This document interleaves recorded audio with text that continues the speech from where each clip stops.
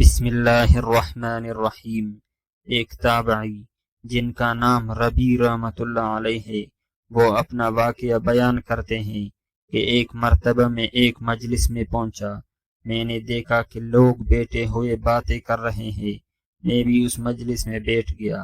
اب باتیں کرنے کے درمیان کسی کی غیبت شروع ہو گئی۔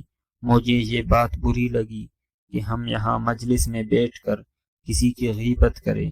چنانچہ میں اس مجلس سے اٹھ کر چلا گیا، اس لیے کہ اگر کسی مجلس میں غیبت ہو رہی ہو تو آدمی کو چاہیے کہ اسے روکے، اور اگر روکنے کی طاقت نہ ہو تو کم سے کم گفتگو میں شریک نہ ہو بلکہ اٹھ کر چلا جائے۔ چنانچہ میں اٹھ کر چلا گیا۔ تھوڑی دیر بعد خیال آیا کہ اب مجلس میں غیبت کا موضوع ختم ہو گیا ہوگا، اسی لیے دوبارہ میں اس مجلس میں ان کے ساتھ بیٹھ گیا۔ اب تھوڑی دیر ادھر ادھر کی باتیں ہوئی، لیکن تھوڑی دیر کے بعد پھر غیبت شروع ہو گئی۔ لیکن اب میری ہمت کمزور پڑ گئی اور میں اس مجلس سے اٹھ نہ سکا، اور جو غیبت لوگ کرتے رہے اسے میں سنتا رہا۔ پھر میں نے غیبت کی ایک دو جملے کہہ دیے۔ جب میں اس مجلس سے گھر آیا اور رات کو سویا تو خواب میں ایک انتہائی سیاہ فام آدمی کو دیکھا، جو ایک بڑے تشت کو میرے پاس گوشت سے بھرا لے کر آیا۔ جب میں نے غور سے دیکھا تو معلوم ہوا کہ وہ خنزیر کا گوشت ہے، اور وہ سیاہ فام آدمی مجھ سے کہہ رہا ہے کہ خنزیر کا گوشت کھاؤ۔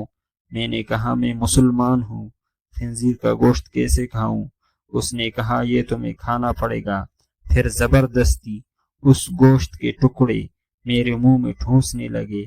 اب میں منع کرتا جا رہا ہوں اور وہ ٹھونستا جا رہا ہے، یہاں تک کہ مجھے متلی اور کیہ آنے لگے، مگر وہ ٹھونستا جا رہا تھا۔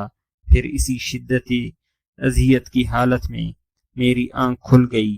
جب میں بیدار ہونے کے بعد میں نے کھانے کے وقت کھانا کھایا تو خواب میں جو خنزیر کے گوشت کا خواب اور بدبودار ذائقہ تھا، وہ ذائقہ مجھے اپنے کھانے میں محسوس ہوا، اور 30 دن تک میرا یہ حال رہا۔